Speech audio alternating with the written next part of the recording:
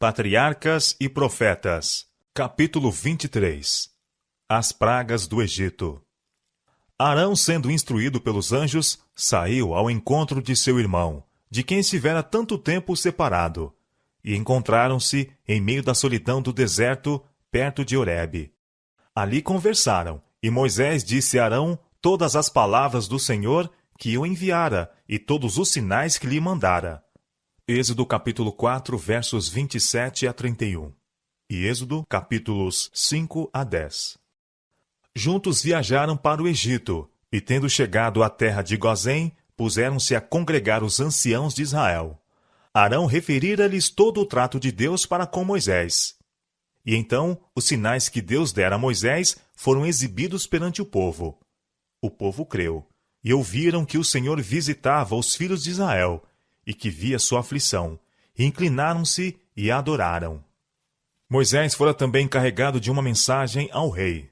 Os dois irmãos entraram no palácio do faraó como embaixadores do rei dos reis, e em seu nome falaram: Assim diz o Senhor Deus de Israel: Deixa ir meu povo, para que me celebre uma festa no deserto. Quem é o Senhor, cuja voz eu ouvirei, para deixar ir Israel? Perguntou o monarca. Não conheço o Senhor, nem tampouco deixarei ir Israel. A resposta deles foi: O Deus dos hebreus nos encontrou. Portanto, deixa-nos agora ir, caminho de 3 dias ao deserto, para que ofereçamos sacrifícios ao Senhor, e ele não venha sobre nós com pestilência ou com espada.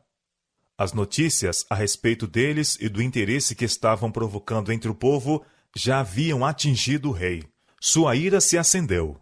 Moisés e Arão, por que fazeis cessar o povo das suas obras? Disse ele. Ide às vossas cargas. Já havia o reino sofrido perda pela interferência desses estrangeiros. Pensando nisto, ele acrescentou: Eis que o povo da terra já é muito, e vós os fazei abandonar as suas cargas. Em seu cativeiro tinham os israelitas até certo ponto perdido o conhecimento da lei de Deus, e haviam se afastado de seus preceitos. O sábado tinha sido geralmente desrespeitado, e as exações dos maiorais de tarefas tornaram sua observância aparentemente impossível. Mas Moisés mostrara a seu povo que a obediência a Deus era a primeira condição de livramento, e os esforços feitos para restaurar a observância do sábado vieram a ser notados pelos seus opressores. O rei, inteiramente desperto, suspeitou dos israelitas o intuito de se revoltarem de seu serviço. O descontentamento era o resultado da ociosidade. Ele faria com que nenhum tempo lhes fosse deixado para se formularem planos perigosos, e imediatamente adotou medidas para cerrar os seus vínculos e aniquilar o seu espírito independente. No mesmo dia foram expedidas ordens que tornassem seu trabalho ainda mais cruel e opressivo. O material de construção mais comum naquele país era o tijolo cozido ao sol. Dele eram feitas as paredes dos mais belos edifícios, e então forradas com pedras. E a manufatura do tijolo empregava grande número de escravos, sendo a palha cortada, misturada com barro, a fim de o segurar. Grandes quantidades de palha eram necessárias para esse trabalho. O rei determinou então que não mais se fornecesse palha. Os trabalhadores deviam procurá-la por si mesmos, sendo-lhes, porém, exigida a mesma quantidade de tijolo. Esta ordem produziu grande aflição entre os israelitas, por toda a terra. Os maiorais de tarefa egípcios tinham indicado oficiais hebreus para fiscalizar o trabalho do povo, e estes oficiais eram responsáveis pelo trabalho efetuado pelos que estavam sob seu encargo. Quando o mandado do rei entrou em vigor, o povo espalhou-se por toda a terra, a colher restolho em lugar de palha. Mas acharam impossível fazer a quantidade usual de trabalho. Por este malogro, os oficiais hebreus foram cruelmente espancados. Estes oficiais supuseram que sua opressão vinha dos seus maiorais de tarefa, e não do próprio rei, e a ele foram com seus pesares. Sua representação foi defrontada por Faraó com sarcasmo. Vós sois ociosos, por isso dizeis: Vamos, sacrifiquemos ao Senhor. Ordenou-se-lhes que voltassem ao trabalho, com a declaração de que seus encargos, em caso algum, deveriam ser aliviados. Voltando, encontraram Moisés e Arão e exclamaram a eles: O Senhor atente sobre nós e julgue isso, porquanto fizeste o nosso cheiro repelente diante de Faraó e diante de seus servos, dando-lhes a espada nas mãos para nos matar. Escutando Moisés estas censuras, ficou grandemente angustiado. Os sofrimentos do povo tinham aumentado muito. Por todo o país se erguia um clamor de desespero de velhos e jovens, e todos se uniam em acusá-lo da mudança desastrosa em sua condição. Com amargura de alma foi perante Deus, com um clamor: Senhor, por que fizeste mal a este povo? Por que me enviaste? Porque desde que entrei a Faraó para falar em teu nome, ele maltratou este povo, e de nenhuma sorte livraste teu povo. A resposta foi: Agora verás o que hei de fazer a Faraó, porque por uma mão poderosa os deixará ir. Sim, por uma mão poderosa os lançará de sua terra. Novamente foi-lhe indicado o concerto que Deus fizera com os pais, e assegurou-se-lhe que o mesmo seria cumprido. Durante todos os anos de servidão no Egito, tinha havido entre os israelitas alguns que se apegavam ao culto de Jeová. Estes ficavam dolorosamente perturbados ao verem seus filhos diariamente testemunharem as abominações dos gentios e mesmo curvarem-se aos seus deuses falsos. Em sua angústia clamaram ao Senhor, pedindo livramento do jugo egípcio, para que pudessem estar livres da influência corruptora da idolatria. Não escondiam sua fé, mas declaravam aos egípcios que o objeto de seu culto era o Criador do céu e da terra, o único Deus verdadeiro e vivo. Reconsideravam as provas de sua existência e poder, desde a criação até os dias de Jacó. Os egípcios tiveram assim oportunidade de familiarizar-se com a religião dos hebreus, mas, desdenhando ser instruídos por seus escravos, experimentaram seduzir os adoradores de Deus com promessas de recompensas, e falhando isto, por meio de ameaças e crueldade. Os anciãos de Israel esforçaram-se por suster a fé dos irmãos, que estava a sucumbir, repetindo-lhes as promessas feitas a seus pais, e as palavras proféticas de José antes de sua morte, predizendo o livramento deles do Egito. Alguns escutavam e criam, outros, olhando para as circunstâncias que os cercavam, rejeitavam as esperanças. Os egípcios, estando informados do que se divulgava entre seus escravos, zombavam de suas expectativas e escarnecedoramente negavam o poder de seu Deus. Apontavam para a situação deles como uma nação de escravos e com sarcasmo diziam: Se vosso Deus é justo e misericordioso e possui poder superior ao dos deuses egípcios, por que não faz de vós um povo livre? Chamavam a atenção para sua própria condição. Adoravam divindades que os israelitas chamavam de deuses falsos. No entanto, era uma nação rica e poderosa. Declaravam que seus deuses os haviam abençoado com prosperidade, dando-lhes os israelitas como servos, e vangloriavam-se em seu poder de oprimir e destruir os adoradores de Jeová. O próprio Faraó jactava-se de que o Deus dos hebreus não os podia livrar de suas mãos. Palavras como estas destruíam as esperanças de muitos dos israelitas. O caso se lhes afigurava tal qual os egípcios o haviam representado. Era certo que eram escravos e deviam suportar o que quer que seus cruéis maiorais de tarefas entendessem infligir-lhes. Seus filhos haviam sido acossados e mortos, e sua própria vida era um peso. Estavam, contudo, adorando o Deus do céu. Se Jeová fosse na verdade superior a todos os deuses, não os deixaria desta maneira, como escravos a idólatras. Mas aqueles que eram fiéis a Deus compreendiam que fora por causa de Israel haver se afastado dele, por causa de sua disposição para casar com nações gentílicas, sendo assim levados à idolatria, que o Senhor permitira ficassem escravos, e confiantemente asseveravam a seus irmãos que ele logo quebraria o jugo do opressor. Os hebreus tinham esperado obter sua liberdade sem qualquer prova especial de sua fé, ou qualquer sofrimento ou agrura real. Ainda não estavam, porém, preparados para o livramento. tinham pouca fé em Deus e estavam indispostos a suportar pacientemente suas aflições até que ele achasse oportuno operar em prol deles. Muitos se contentavam com permanecer em cativeiro, de preferência a enfrentar as dificuldades atinentes à mudança para uma terra estranha. E os costumes de alguns se haviam tornado tão parecidos com os dos egípcios que preferiam ficar no Egito. Por isso, o Senhor não os livrou pela primeira manifestação de seu poder perante Faraó.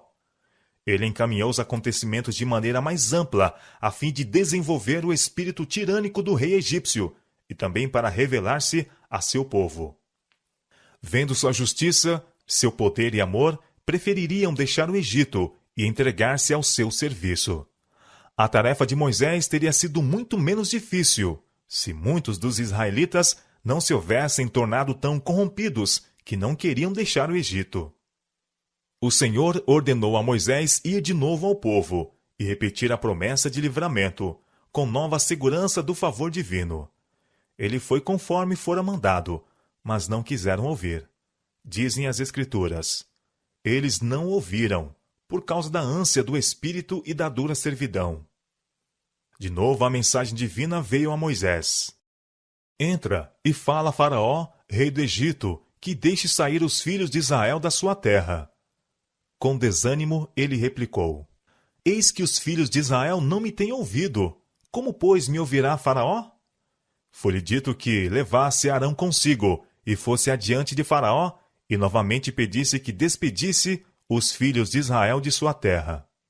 Ele foi informado de que o monarca não cederia antes que Deus mandasse juízos sobre o Egito e tirasse Israel por meio de uma assinalada manifestação de seu poder. Antes de ser infligida cada uma das pragas, Moisés devia descrever sua natureza e efeitos para que o rei pudesse salvar-se da mesma se o quisesse.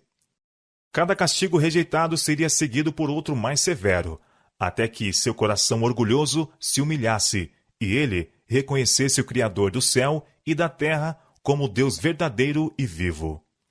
O Senhor daria aos egípcios oportunidade de verem quão vã era a sabedoria de seus homens poderosos, quão fraco o poder de seus deuses, quando em oposição aos mandos de Jeová. Ele castigaria o povo do Egito por sua idolatria e reduziria ao silêncio sua jactância a respeito de bênçãos recebidas de suas insensíveis divindades. Deus glorificaria seu próprio nome, para que outras nações pudessem ouvir acerca de seu poder e tremer ante os seus potentes atos, e para que seu povo fosse levado a volver de sua idolatria e prestar-lhe um culto puro. Outra vez, Moisés e Arão entravam nos nobres salões do rei do Egito. Ali, rodeados por altas colunas e resplandecentes adornos, de ricos quadros e imagens esculpidas de deuses gentios, perante o monarca do reino mais poderoso então existente, achavam-se os dois representantes da raça escravizada, a fim de repetirem a ordem de Deus para o livramento de Israel. O rei pediu um prodígio como prova de sua missão divina. Tinha sido indicado a Moisés e Arão como agir no caso em que tal pedido fosse feito. E Arão tomou agora a vara e lançou-a perante Faraó. Ela se tornou serpente. O monarca mandou chamar seus sábios e encantadores, dos quais cada um lançou sua vara, e tornaram-se em serpentes. Mas a vara de Arão tragou as varas deles. Então o rei, mais decidido do que nunca, declarou serem os seus magos iguais em poder a Moisés e Arão. Acusou os servos do Senhor como impostores e sentiu-se fora de perigo ao resistir aos seus pedidos. Todavia, ao mesmo tempo em que desprezava sua mensagem, foi reprimido pelo poder de Deus de lhes fazer mal. Foi a mão de Deus, e não a influência ou poder humano possuído por Moisés e Arão, o que operou os prodígios que exibiram perante Faraó. Estes sinais e prodígios eram destinados a convencer Faraó de que o grande Eu Sou enviara Moisés e de que era dever do rei deixar Israel ir, para que pudessem servir ao Deus vivo. Os magos também exibiram sinais e prodígios, pois agiam não somente pela sua própria habilidade, mas pelo poder de seu Deus, Satanás, que os ajudava a contrafazer a obra de Jeová.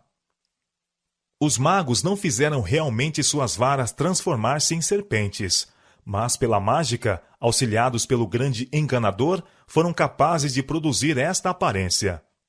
Estava além do poder de Satanás transformar as varas em serpentes vivas. O príncipe do mal, possuindo embora toda a sabedoria e poder de um anjo caído, não tem o poder de criar ou dar a vida.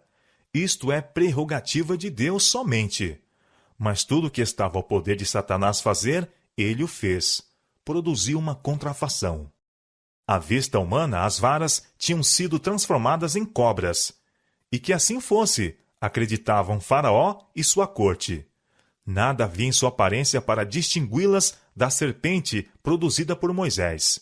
Se bem que o Senhor fizesse com que a serpente verdadeira tragasse as serpentes espúrias, contudo, mesmo isto foi considerado por Faraó não como uma obra do poder de Deus, mas como resultado de uma espécie de mágica superior à de seus servos.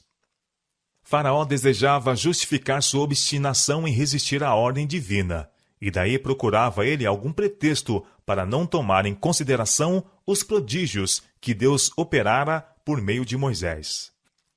Satanás deu-lhe exatamente o que ele desejava. Pela obra que operara por intermédio dos magos, fez parecer aos egípcios que Moisés e Arão eram apenas magos e encantadores, e que a mensagem que traziam não podiam impor respeito como provinda de um ser superior. Assim, a falsificação de Satanás cumpriu o seu objetivo de tornar ousados os egípcios em sua rebelião, e fazer com que Faraó endurecesse o coração contra a convicção. Satanás esperava também abalar a fé de Moisés e Arão na origem divina de sua missão, para que pudessem prevalecer os seus instrumentos. Não queria que os filhos de Israel fossem libertos do cativeiro, para servirem ao Deus vivo. Todavia, tinha ainda o príncipe do mal um objetivo de maior alcance, ao manifestar seus prodígios por meio dos magos. Ele bem sabia que Moisés, quebrando o jugo do cativeiro de sobre os filhos de Israel, prefigurava Cristo, que devia destruir o reino do pecado na família humana. Sabia que quando Cristo aparecesse, grandes milagres seriam operados como prova para o mundo de que Deus o enviara. Satanás temia perder o seu poder. Contrafazendo a obra de Deus, efetuada por meio de Moisés, esperava não somente evitar o livramento de Israel, mas exercer influência através dos séculos futuros, para destruir a fé nos milagres de Cristo. Satanás está constantemente procurando contrafazer a obra de Cristo e estabelecer seu poder e pretensões. Leva os homens a explicar os milagres de Cristo, fazendo parecer que são o resultado da perícia e poder humanos. Destrói assim muitas mentes a fé em Cristo como Filho de Deus, e os leva a rejeitar os graciosos oferecimentos de misericórdia pelo plano da redenção. Foi determinado a Moisés e Arão que visitassem a margem do rio na manhã seguinte, aonde o rei costumava dirigir-se. Sendo o transbordamento do Nilo a fonte dos alimentos e riqueza para todo o Egito, era o rio adorado como um deus, e o monarca ia para ali diariamente, a fim de render as suas devoções. Ali os dois irmãos repetiram-lhe de novo a mensagem, e então estenderam a vara e feriram a água. A corrente sagrada mudou-se em sangue, os peixes morreram, e o rio exalou mau cheiro. A água nas casas, o suprimento preservado nas cisternas, foram semelhantemente transformados em sangue. Mas os magos do Egito também fizeram o mesmo com seus encantamentos. E virou-se Faraó e foi para sua casa. Nem ainda nisto pôs seu coração. Durante 7 dias continuou a praga, mas sem resultado. De novo foi estendida a vara sobre as águas, e rãs subiram do rio e espalharam-se pela terra. Percorriam as casas, apoderavam-se dos quartos de dormir e mesmo dos fornos e amassadeiras. A rã era considerada sagrada pelos egípcios, e não as destruíam. Mas tal praga viscosa se tornara agora intolerável. Enxameavam mesmo no palácio dos faraós, e o rei estava ansioso por vê-las removidas. Tinham parecido que os magos haviam produzido rãs, mas eles não as podiam remover. Vendo isto, Faraó ficou algo humilhado. Mandou chamar Moisés e Arão e disse: rogai ao Senhor que tire as rãs de mim e do meu povo. Depois deixarei ir o povo, para que sacrifiquem ao Senhor. Depois de fazerem lembrar ao rei a sua anterior jactância, pediram-lhe designar um tempo para que devessem orar para a remoção da praga. Ele marcou o dia seguinte, esperando intimamente que no intervalo as rãs desaparecessem por si, salvando assim da amarga humilhação de sujeitar-se ao Deus de Israel. A praga, entretanto, continuou até o tempo especificado, em que por todo o Egito as rãs morreram, mas seus corpos pútridos que haviam ficado poluíam a atmosfera.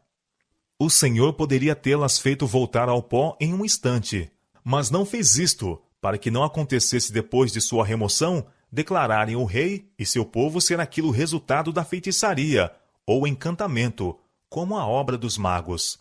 As rãs morreram e foram então reunidas em montes. Nisto, o rei e todo o Egito tiveram uma prova, a qual sua vã filosofia não podia contradizer, de que esta obra não fora cumprida pela magia, antes era um juízo do Deus do céu. Vendo Faraó que havia descanso, agravou seu coração. Por ordem de Deus, Arão estendeu a mão e o pó da terra se tornou em piolhos por toda a terra do Egito. Faraó chamou os magos para fazerem o mesmo, mas não puderam. Mostrou-se assim ser a obra de Deus superior à de Satanás. Os próprios magos reconheceram: isto é o dedo de Deus. Mas o rei ainda não se abalou. Ineficazes o apelo e a advertência, outro juízo foi infligido. O tempo de sua ocorrência foi predito, para que se não pudesse dizer ter vindo por acaso. Moscas encheram as casas e enxamearam por sobre a terra, de modo que a terra foi corrompida destes enxames. Estas moscas eram grandes e venenosas. Sua picada era extremamente dolorosa ao homem e aos animais. Como fora predito, esta visitação não se estendeu à terra de Gozém. Faraó ofereceu então aos israelitas permissão para sacrificarem no Egito, mas recusaram-se a aceitar tais condições. Não convém que façamos assim, disse Moisés, porque sacrificaríamos ao Senhor nosso Deus a abominação dos egípcios. Eis que se sacrificássemos a abominação dos egípcios perante os seus olhos, não nos apedrejariam eles? Os animais que os hebreus deviam sacrificar estavam entre os que eram considerados sagrados pelos egípcios, e tal era a reverência em que eram tidas estas criaturas, que matar uma delas, mesmo acidentalmente, era um crime punível com a morte. Seria impossível aos hebreus prestarem culto no Egito sem escandalizar os seus senhores. Moisés novamente propôs ir em caminho de 3 dias ao deserto. O monarca consentiu e pediu que os servos de Deus intercedessem para que a praga fosse removida. Prometera fazer isto, mas o advertiram quanto a tratar enganosamente com eles. A praga cessou, mas o coração do rei se havia endurecido pela rebelião persistente e ainda recusou-se a ceder. Seguiu-se um golpe mais terrível. Peste em todo o gado do Egito que estava nos campos. Tanto nos animais sagrados como as bestas de carga, vacas, bois e ovelhas, cavalos, camelos e jumentos foram destruídos. Havia sido distintamente declarado que os hebreus seriam isentos. E Faraó, enviando mensageiros à casa dos israelitas, constatou a veracidade de tal declaração de Moisés. Do gado dos filhos de Israel não morreu nenhum. Ainda o rei se achava obstinado. Ordenou-se em seguida a Moisés que tomasse cinzas do forno e as espalhasse para o céu diante dos olhos de Faraó. Este ato era profundamente significativo. 400 anos antes, mostrara Deus a Abraão a opressão futura de seu povo, sob a figura de uma fornalha fumegante e uma tocha de fogo. Declarara que mandaria juízos sobre os seus opressores e tiraria os cativos com grande riqueza. No Egito, Israel durante muito tempo desfalecia na fornalha da aflição. Este ato de Moisés era-lhe segurança de que Deus se lembrava de seu conserto e de que era vindo o tempo para o seu livramento. Ao ser a cinza espalhada para o céu, as minúsculas partículas espalharam-se por toda a terra do Egito, e onde quer que caíam, produziam sarna, que arrebentava em úlceras nos homens e no gado. Os sacerdotes e magos até ali haviam acoroçoado Faraó em sua obstinação, mas agora viera um juízo que atingia mesmo a eles. Acometidos de uma moléstia repugnante e dolorosa, tornando-se seu alardeado poder apenas desprezível, não mais podiam contender contra o Deus de Israel. A nação inteira foi levada a ver a loucura de confiar nos magos, quando não eram eles capazes de proteger mesmo sua própria pessoa. Ainda o coração de Faraó se tornou mais endurecido, e então o Senhor lhe enviou uma mensagem declarando: Esta vez enviarei todas as minhas pragas sobre o teu coração, e sobre os teus servos e sobre o teu povo, para que saibais que não há outro como eu em toda a terra. Mas deveras para isto te mantive, para mostrar o meu poder em ti. Não que Deus lhe tivesse dado existência para este fim, mas sua providência encaminhar os acontecimentos de modo a colocá-lo no trono, no próprio tempo destinado ao libertamento de Israel. Embora este altivo tirano houvesse pelos seus crimes se privado das misericórdias de Deus, todavia a vida lhe fora preservada para que, mediante sua teimosia, o Senhor pudesse manifestar seus prodígios na terra do Egito. A disposição nos acontecimentos é da providência de Deus. Ele poderia ter posto no trono um rei mais misericordioso, que não tivesse ousado resistir às poderosas manifestações do poder divino.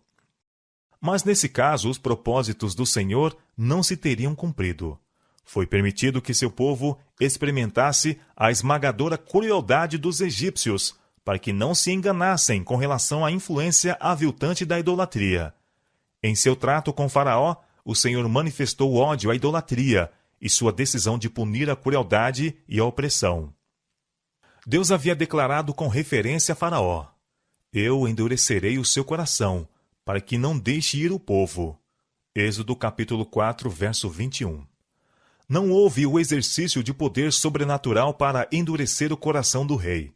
Deus deu a Faraó a mais notável prova do poder divino, mas o monarca obstinadamente se recusou a atender à luz. Cada manifestação do poder divino, por ele rejeitada, tornava-o mais resoluto em sua rebelião.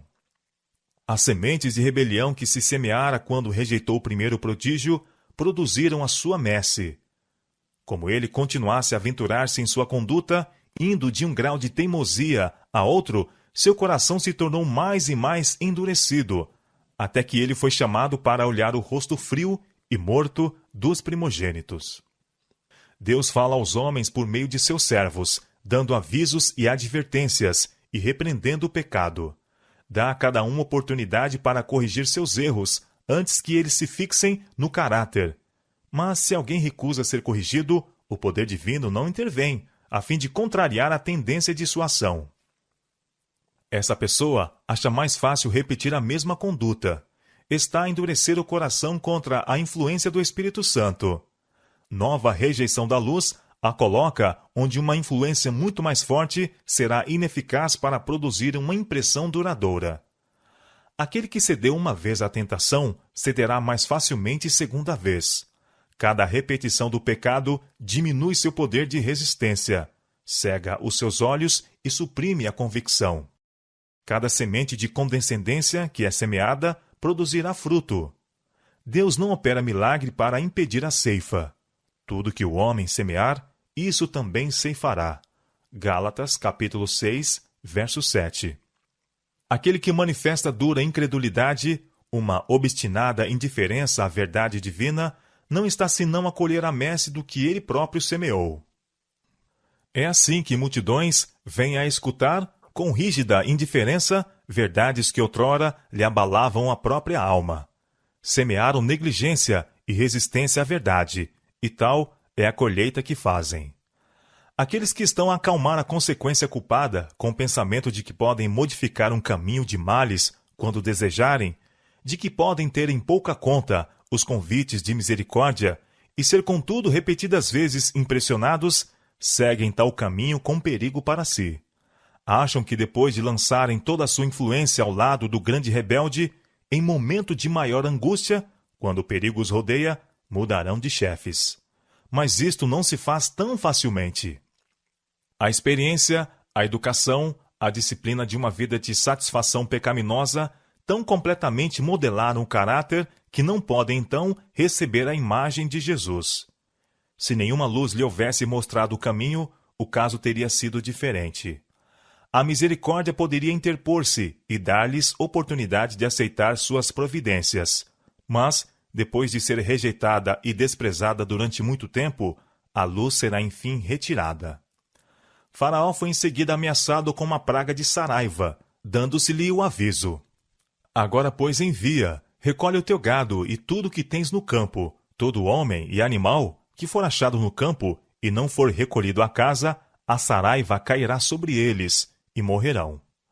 A chuva ou a saraiva não eram comuns no Egito, e uma tempestade como a que fora predita nunca havia sido testemunhada. A notícia espalhou-se rapidamente, e todos os que creram na palavra do Senhor recolheram seu gado, enquanto os que desdenharam o aviso o deixaram no campo. Assim, em meio do juízo, ostentou-se a misericórdia de Deus.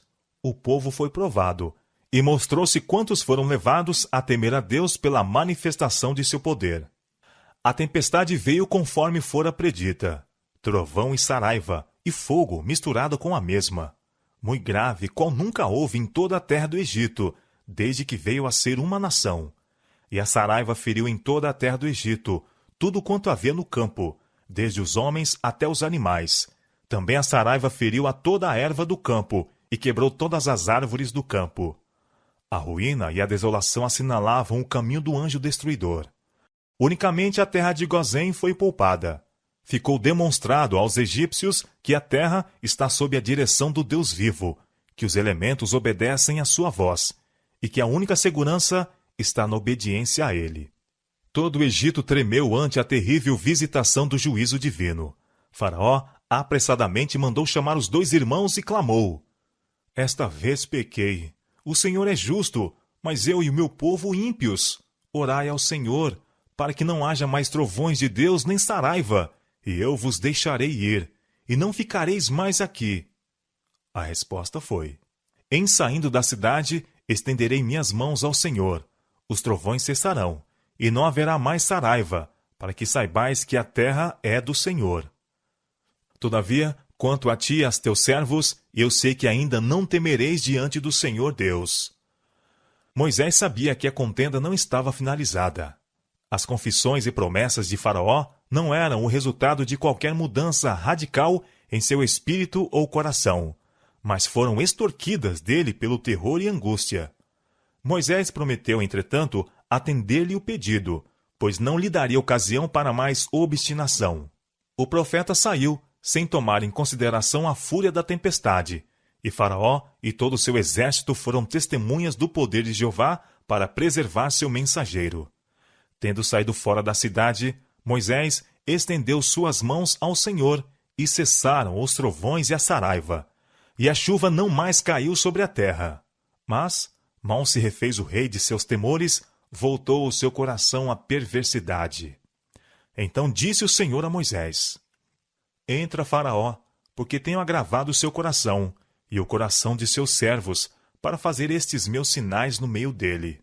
E para que contes aos ouvidos de teus filhos e dos filhos de teus filhos as coisas que obrei no Egito, e os meus sinais que tenho feito entre eles, para que saibais que eu sou o Senhor. O Senhor estava a manifestar o seu poder para confirmar a fé de Israel nele como o único Deus vivo e verdadeiro. Daria prova inequívoca da diferença que estabelecera entre eles e os egípcios, e faria com que todas as nações soubessem que os hebreus, a quem tinham desprezado e oprimido, estavam sob a proteção do Deus do céu.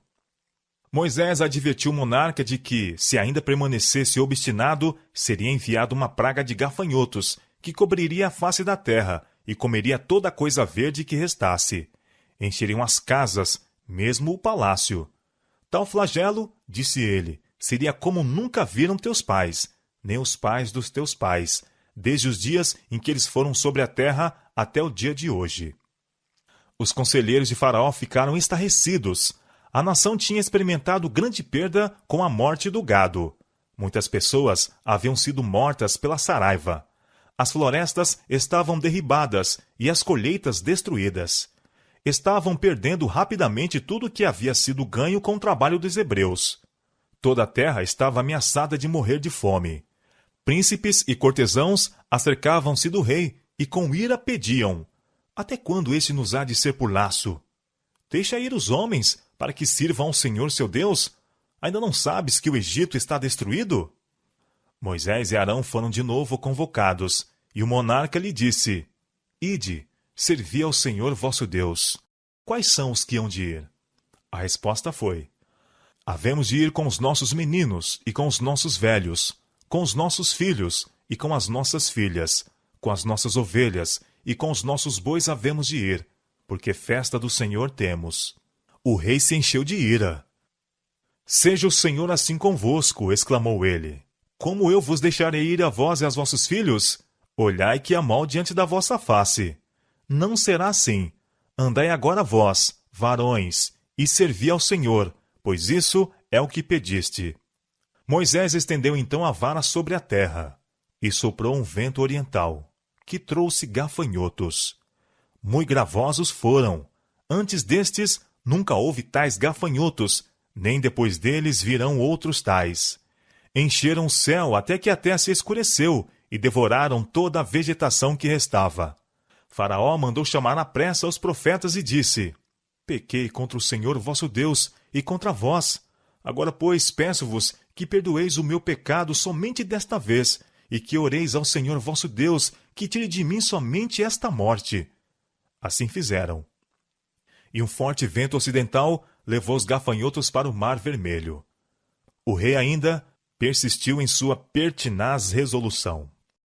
O povo do Egito estava ao ponto do desespero.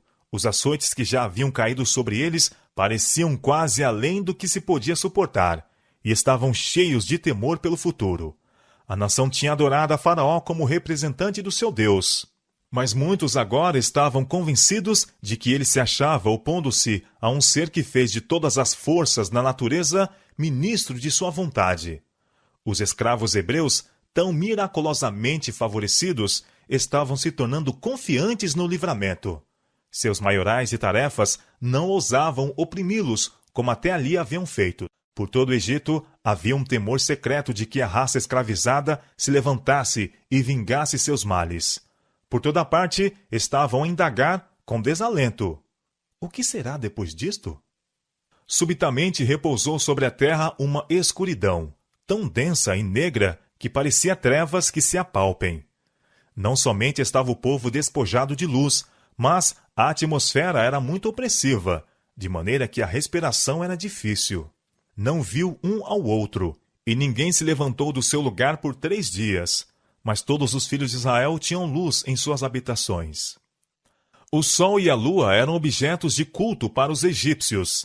Nestas trevas misteriosas, o povo e seus deuses foram de modo semelhante atingidos pelo poder que tomara a si a causa dos escravos.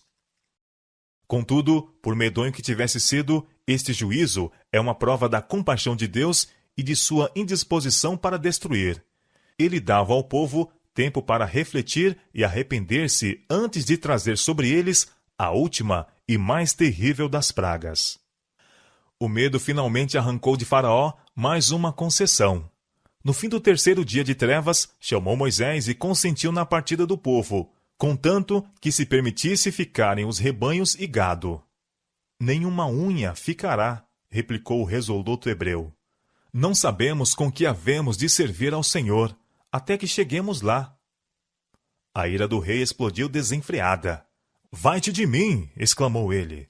Guarda-te que não mais vejas o meu rosto, porque no dia em que vires o meu rosto, morrerás. A resposta foi: bem disseste, eu nunca mais verei o teu rosto. O varão Moisés era muito grande na terra do Egito, aos olhos dos servos de Faraó e aos olhos do povo. Moisés era considerado com temor pelos egípcios. O rei não ousava fazer-lhe mal, pois o povo o considerava como o único que tinha poder para remover as pragas. desejavam que os israelitas fosse permitido deixar o Egito. Eram o rei e os sacerdotes que se opunham em extremo aos pedidos de Moisés.